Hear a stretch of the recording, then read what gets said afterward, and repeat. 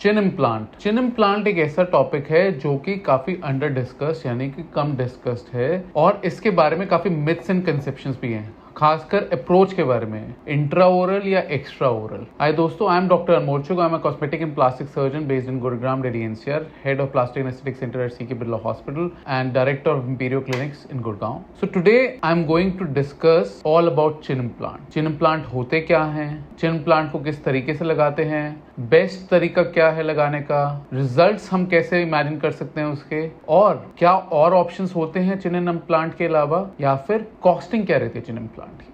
सबसे पहले हम डिस्कस करेंगे चिन इम्प्लांट होते क्या हैं। चिन इम्प्लांट जैसे कि कोई भी इम्प्लांट होता है, ब्रेस्ट इम्प्लांट हो गया या फिर और भी कोई प्लेस में इम्प्लांट हो गए, सिलिकॉन के बने होते हैं। ये मोल्डेबल सिलिकॉन होता है जो कि स्टर्डी यानी कि आपकी बॉडी में फिट होने के बाद इंटीग्रेट हो जाता है साथ में। अब चिन इम्प्लांट जो होता है डिफरेंट टाइप्स का होता है। एक होता है बटन शेप्ड, एक होता है आपका एक्सटेंडेड एनाटॉमिकल। ये डिपेंड करता है आपकी फेस स्ट्रक्चर के हिसाब से और आपकी जॉ स्ट्रक्चर के हिसाब से। मेल जॉ में थोड़ी विड्थ ज्यादा होती है तो उसके अंदर हम डिफरेंट इम्प्लांट यूज करेंगे, generally extended anatomical. Female jaw में हम जनरली प्रोजेक्शन चाहते हैं तो कनकेव या बटन इम्प्लांट या फिर और भी डिफरेंट टाइप्स होते हैं जो कि कस्टमाइजेशन भी हो सकती है। Now chin implant is the procedure to augment your chin, यानी कि चिन का साइज इंक्रीज करने के लिए। There are other options available also, जिसमें पहले आता है chin fillers, chin fat grafting और साथ में जीनियोप्लास्टी। नाउ चिन इम्प्लांट का रोल इन सब में कहाँ आता है? चिन इम्प्लांट का रोल तब आता है जब आपकी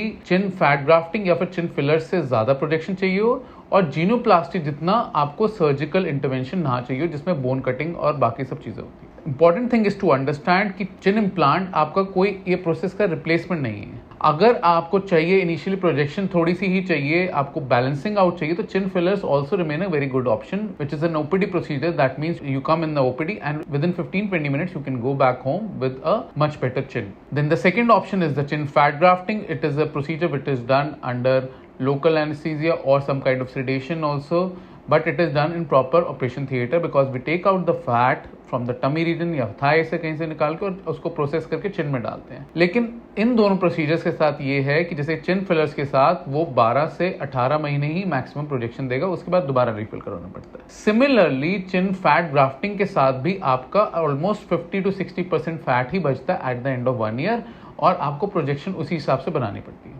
Now, chin implant can be used in such patients which want a projection to stay for lifetime. Chin implant is a procedure in which is done under 45 minutes. It is done under general anesthesia. The way we use the chin implant is intraoral approach. ये approach मैंने present भी करी है जिसमें award भी मिला था। 14-point plan of chin augmentation using chin implant through intraoral approach. That means chin को size बढ़ाने के लिए intraorally डालना। जनरली ये कंसर्न रहता है एक्स्ट्रा ऑरली डालने का कि आपका इन्फेक्शन का रिस्क बढ़ जाता है, लेकिन आप ये बात भूल जाते हैं कि Indian patients are very peculiar patient in terms of scarring.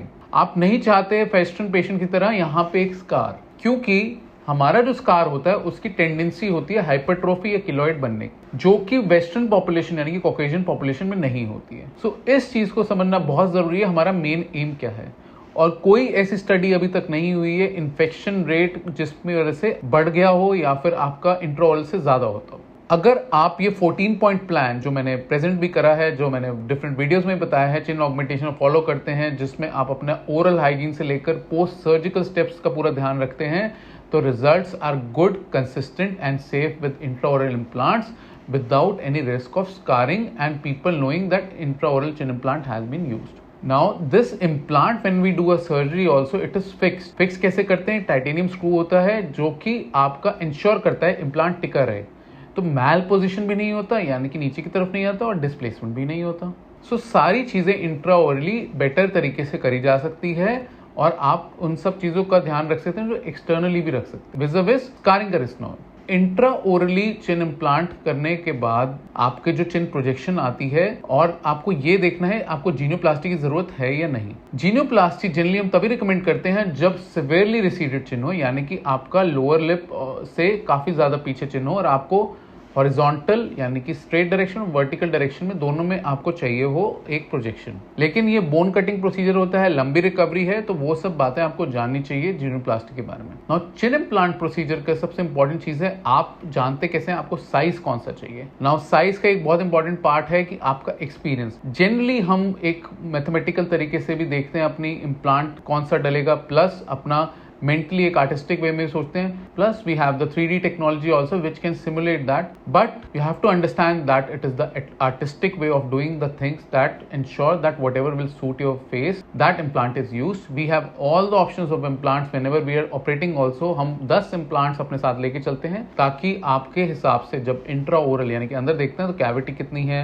वो सारी चीजें समझते हुए, आप कितनी स्पेस है, आपको कितना सूट करेगा, वो सब चीजें समझते हुए then we do the intra oral chin implant. Now implant की जो रिकवरी है, सर्जरी तो आपकी 45 मिनट्स की होती है जैसे मैं बताया जनरल एनेस्थीसिया में, और शाम तक आप डिस्चार्ज हो जाते हैं।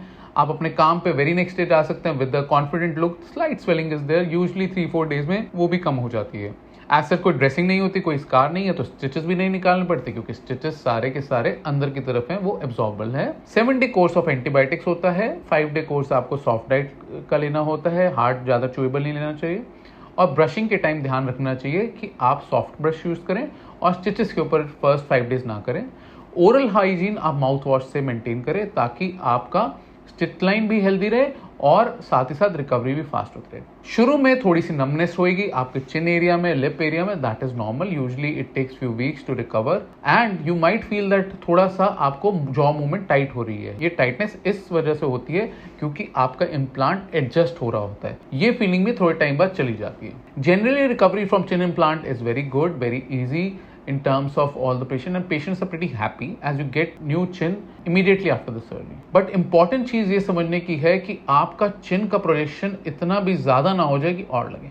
आप सभी जानते हैं कि हर एक का एम होता है चिन प्रोजेक्शन अच्छा आने का। कोई एक्टर हो सकता है, कोई सेलिब्रिटी हो सकता है, but you have to be very artistic कि आप ओवरडू ना करें किसी भी चीज में। आप किसी एक्टर को ना कॉपी करिए, आप किसी आर्टिस्ट को ना कॉपी करिए, बस अपना देखिए आपकी बॉडी को, आपके फेस को क्या सूट करता है and go for that thing according to your face type, not suggesting कि भाई इस बंदे ने ऐसे करवाया, मेरा भी आप ये कर दीजिए। We do keep your settings in mind कि भाई आपकी एक्सपेक्टेशंस क्या है, हम उसको इनकॉर्पोरेट करने की कोशिश करते हैं उस चीज में, लेकिन you have to understand that it is a procedure which is done to augment your chin, not to change your overall appearance. Chin implant के पेशेंट्स में कॉम्प्लिकेशंस क्या क्या आ सकती है, ये भी इंपॉर्टेंट टॉपिक होता है। इन्फेक्शन हो सकते हैं, स्वेलिंग हो सकती है, आपका डिस्प्लेसमेंट हो सकती है, आपका मेंटल नर्व प्रेस हो सकते हैं जिसकी वजह से सेंसेशन, नमनेस रह सकती है, और भी हीलिंग डिलेड हो सकती है, प्लस स्कारिंग हो सकते हैं अगर एक्सटर्नली यूज करें, तो ये सब कॉम्प्लिकेशंस हो सकते हैं। इसलिए choose very wisely what procedure you are doing and how it is being done.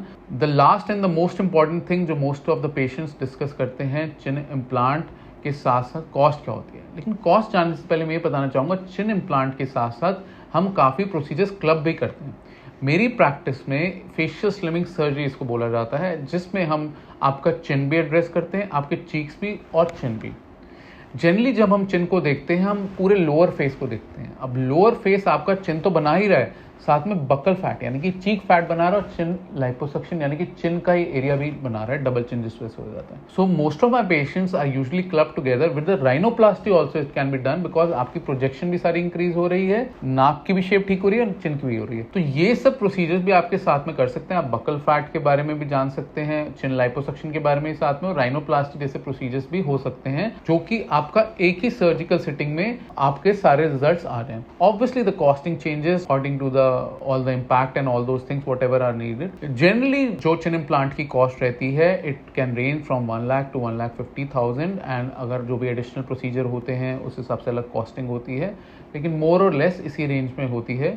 It is important to understand every patient is customized and every patient has his own body's reaction also to any kind of change. So you have to understand all the things before considering any kind of surgery, be it cosmetic surgery or any elective surgery. If you have any doubts related to chin implant or chin augmentation in general, you can write to me on this email address, contact@dranmolchuk.com, or you can WhatsApp me or call us on this number. We'll be more than happy to help you and assist you in your journey to be safe and sound, along with that transforming yourself for the better.